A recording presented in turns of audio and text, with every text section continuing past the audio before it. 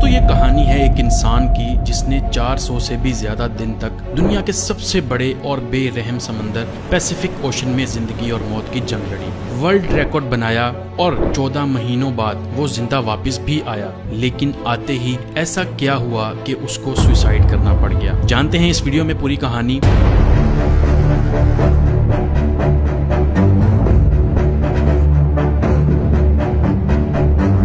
Pacific ocean का नाम सुनते ही लोगों को पसीने आ जाते हैं। देखें, पूरी दुनिया में 71% पानी है जो डिवाइडेड है 4 ओशंस में, जिनके नाम हैं Atlantic, Pacific, Indian and Arctic. सबसे बड़ा ओशन पैसिफिक है। ये इतना बड़ा है कि जमीन का खुश्क हिस्सा जो 165 मिलियन स्क्वायर किलोमीटर बनता है, ये अकेला ओशन 148 मिलियन स्क्वायर किलोमीटर को निगल सकता है। इस ओशन पर कुछ ही आइलैंड्स हैं जो बहुत ही छोटे हैं और कुछ तो ऐसे आइलैंड्स हैं जिन पर आज तक कोई इंसान जा भी नहीं सका। अब अगर गलती से भी कोई इंसान पैसिफिक ओशन में गुम हो जाए तो उसको ढूंढना तकरीबन नामुमकिन है। पैसिफिक ओशन में 14 महीनों तक जिंदा रहने वाले इंसान का नाम था होजे सल्वाडोर अल्वारेंगा। इस इंसान के पास 7 फुट की छोटी सी बोट थी जिस पर सीधा लेटा भी नहीं जा सकता था सही से, और ये बंदा 1 साल से भी ज्यादा इस बोट पर जिंदा भी रहा, समंदर की बेरहमी का भी मुकाबला किया और वर्ल्ड रिकॉर्ड भी बनाया जो आज तक कोई और इंसान तोड़ भी नहीं सका। होजे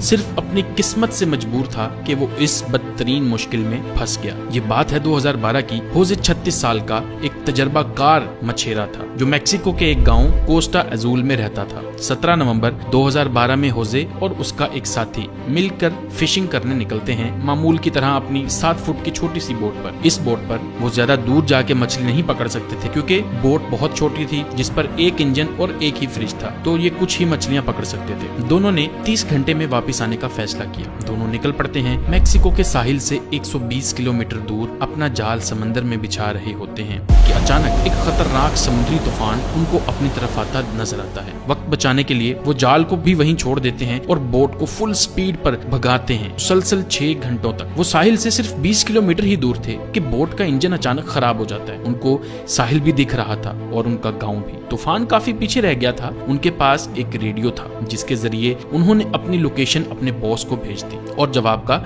इंतजार करने लगे। किस्मत इतनी खराब निकली कि रेडियो की बैटरी भी डेड हो गई। एक तरफ वो साहिल को देख रहे थे, दूसरी तरफ अपनी तरफ आते तूफान को जो इतनी शिद्दत से आ रहा था मानो इनको जिंदा ही निकल जाएगा। तूफान के साथ हवाओं की शिद्दत इतनी तेज थी कि उनकी बोट साहिल से दूर होने लगी। कुछ ही देर में साहिल भी मंजर से हट गया और तेज लहरें इनको दूसरी तरफ खींचने लगी। इनके बॉस तक जब वो मैसेज पहुंचा तो बहुत देर हो चुकी थी। चनाचे उसने एक सर्च पार्टी भेजी इनको ढूंढने के लिए, लेकिन हर गुजरते लम्हे होजे की बोट दूर से दूर होती गई। तूफान की शिद्दत की वजह से ये लोग ना तो कुछ देख पा रहे थे और ना कुछ समझ पा रहे थे कि अब वो किस जगह पर हैं और साहिल किस तरफ है। हैरानी की बात यह है कि सिर्फ 5 ही दिन में इनकी बोट साहिल से 450 किलोमीटर दूर पहुंच चुकी थी। छोटी बोट होने की वजह से इनको ढूंढ पाना और भी मुश्किल हो रहा था। ना इनके पास कोई फ्लेयर गन थी, ना इनके पास कोई ऐसी चीज थी आग लगाने के लिए ताकि ये धुएं से किसी को सिग्नल देके बुला सके। दोनों एक दूसरे को देखकर मन ही मन में सोचने लगे कि शायद अब बचना मुश्किल है। 2 दिन पहले ही खाना भी खत्म हो चुका था। मछली पकड़ने के लिए भी उनके पास अब कोई साजो सामान नहीं था क्योंकि जाल वो पहले ही छोड़ के आ चुके थे। दोनों का भूख से बुरा हाल था कि अचानक एक परिंदा उनकी बोट पर आकर बैठ जाता है। ये दोनों एक दूसरे की तरफ देखते हैं और एकदम से उस परिंदे पर हमला कर देते हैं, लेकिन उसको पकड़ नहीं पाते। दोनों को पता था कि हो सकता है परिंदा फिर आए। कुछ ही देर में एक और परिंदा आता है। इस बार दोनों बहुत तरीके से उसको पकड़ने का प्लान करते हैं और आखिरकार वो कामयाब हो जाते हैं। और इस तरह दोनों अपनी भूख मिटाने के लिए बोट पर आने वाले परिंदों से अपना गुजारा करते हैं। समंदर का खारा पानी पीने से इंसान की मौत हो सकती है। इस वजह से उन्होंने बारिश के पानी को प्लास्टिक की बोतल्स में स्टोर करना शुरू कर दिया जिसको पीकर वो जिंदा रहते थे। लेकिन जब बारिश ना पड़ती तब वो प्यास बुझाने के लिए मछलियों और टर्टल्स का खून पीते थे, लेकिन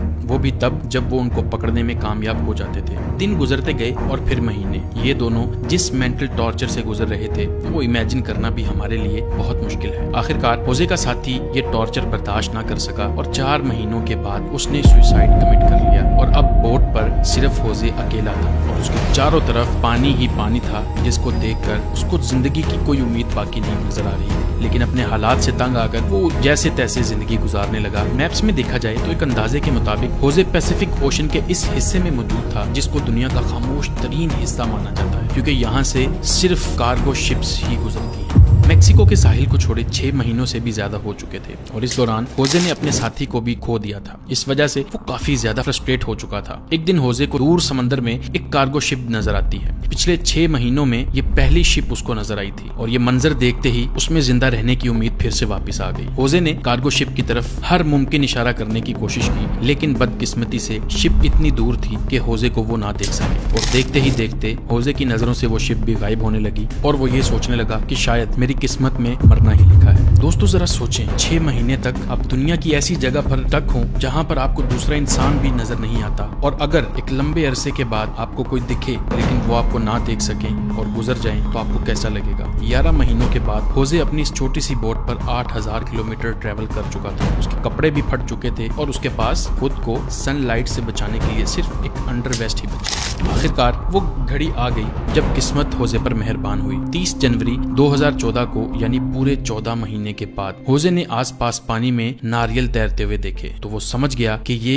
इस चीज की निशानी है कि पास में कोई आइलैंड है जहाँ से नारियल गिरकर तैरते हुए उसको नजर आ रहे हैं। और थोड़ी ही देर बाद उसको हकीकत में एक आइलैंड नजर आता है, लेकिन उसको डर था कि ये आइलैंड भी कहीं उससे मिस ना हो जाए। इस वजह से वो पानी में खुद गया और स्विम करके आइलैंड पर पहुंच गया। पिछले 14 महीनों में होजे ने पहली बार किसी जमीन पर कदम रखा था और जब वो आइलैंड पर पहुंचा तो वो एक मंजर देखकर ज़ारो कतार रोने लगा। उसको एक छोटा बीच हाउस दिखाई दिया जिसमें वहाँ के लोकल्स मौजूद थे और पिछले 438 दिन में होजे का पहली बार किसी इंसान के साथ कांटेक्ट था। ये आइलैंड मार्शल आइलैंड्स का एक रिमोट आइलैंड था जिसको इबोन अटोनी कहा जाता है और ये आइलैंड होजे के स्टार्टिंग पॉइंट से 11,000 किलोमीटर दूर था। होजे की किस्मत अच्छी थी कि वो आइलैंड के करीब पहुंच गया खुद से, वरना होजे से अगर ये आइलैंड मिस हो जाता तो अगला स्टॉप उसका फिलीपींस में होता जो इस आइलैंड से भी 5,000 किलोमीटर दूर था। होजे को वहां से अपने घर वापस भेजा गया और पहुंचते ही वो एक और मुसीबत से घिर गया। वापस पहुंचने पर होजे ने 438 दिन के नाम से एक बुक भी पब्लिश की, मगर होजे पर अपने साथी को मारने का इल्जाम लगाकर उस पर केस कर दिया गया। वही साथी जिसने होजे के मुताबिक सुसाइड किया था। इतना कुछ देखने के बाद जिंदा वापस आने वाला शख्स जो अपनी सफाई बयान ना कर सका और उसको जेल भेज दिया गया, होजे ने परेशान आकर सुसाइड कमिट कर लिया और इस तरह से ये स्टोरी कंप्लीट होती है। उम्मीद है आपको ये वीडियो पसंद आएगी। अगर इस तरह की मजीद वीडियोस आप देखना चाहते हैं हमारे चैनल को सब्सक्राइब कर लीजिए। आपसे मिलते हैं अगली वीडियो में। अल्लाह हाफिज।